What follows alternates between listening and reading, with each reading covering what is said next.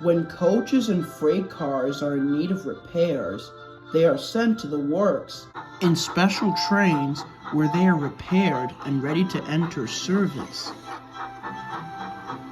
Most engines found the job boring. They had to stop at every station and had to shunt the other engines' trains as well as their own.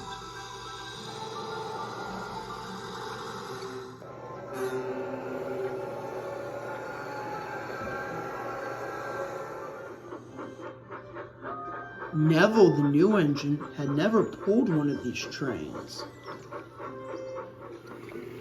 But when Sir Tom had finally assigned Neville to that job, he was very nervous. "I've never taken any coaches along with freight cars at the same time," he puffed to himself.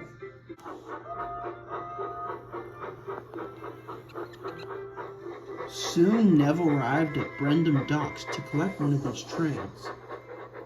Henry was there. Henry snorted. "Have fun! Try not to doze off on your way." "Is it really that bad?" worried Neville. "Ever so," laughed Henry in response. At that moment, Emily steamed in. "Don't you laugh, Henry," she snorted. "This is important work. You of all engines should know that by now." But Henry just huffed. "Rather him than me." And he puffed away laughing. Neville was confused. "Ignore him, Neville," said Emily sweetly. "It is rather dull, but it's quite peaceful." "And the more you'll pull it," continued Emily, "the more you'll get used to it."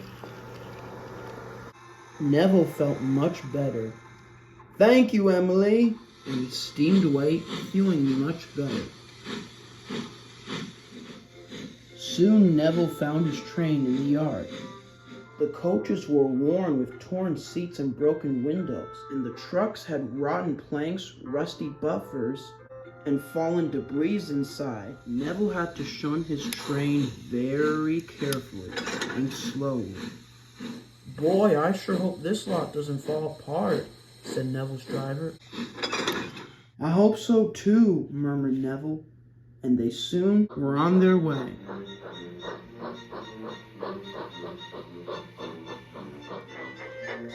Neville was soon running happily along the line. He had to collect a few more cars from each station, but Neville didn't mind. All he cared about was helping out his friends. As he puffed steadily down the line, he was beginning to find the job easy.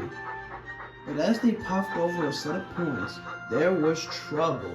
Neville and his crew heard a sudden screech. Then there was a sudden jolt. Neville's fireman looked back. "Good gracious!" he cried.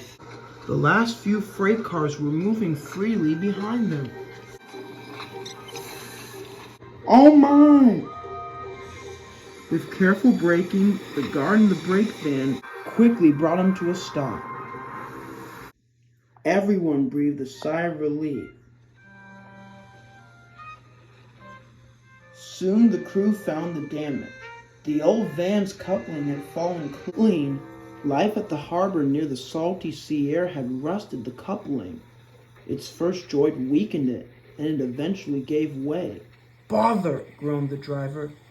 "It'll be a long walk to the next signal box." But Neville had an idea. "Excuse me," he called, "but I thought I saw some rope in one of the trucks. Couldn't we use it to tie the buffers together? Thomas once told me of a visitor who did something similar." The guard was rather unsure. "Surely it wouldn't work that way. Well, unless you want to push the whole train back to the station, what else do we have?" remarked the driver. Neville agreed. "It'll save time having to go all the way back to the next station," encouraged Neville. And so the plan was arranged. The rope was tied on, and the whole train was connected again. "Let's hope this works," puffed Neville, and he slowly began to puff. Wheel turn by wheel turn. And slowly the train began to move with him. The rope holding the coupling was tight. Neville's crew looked back. "It worked, Neville! You're a genius!" Neville was proud. Henry was waiting at every station when he saw Neville puffing in, slowly but surely. At last he came to a standstill, tired but triumphant. "What time do you call this?" huffed Henry. "You're late." "Just had some coupling issues," remarked Neville. Henry was about to retort when he saw the coupling. "Did it hold?" he asked. "Just about," winked Neville. Henry was impressed. "I'm sorry I teased you earlier," he said. "You are a very quick-thinking engine." "And a really useful one, too," remarked his driver. Neville had never felt more prouder than he had ever had before.